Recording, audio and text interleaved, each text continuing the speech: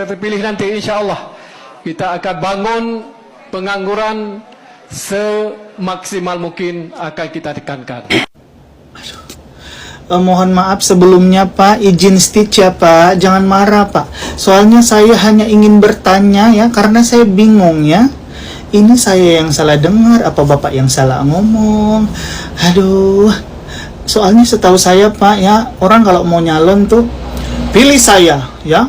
Jika saya terpilih, saya akan mengurangi angka pengangguran. Lah Bapak, kenapa Bapak malah ingin meningkatkan pengangguran semaksimal mungkin Pak? Jadi pengangguran semua dong Pak masyarakat. Gimana sih Pak? Jadi pusing saya. Aduh. Coba Bapak nyalon di daerah saya Pak. Pasti Bapak saya coblos.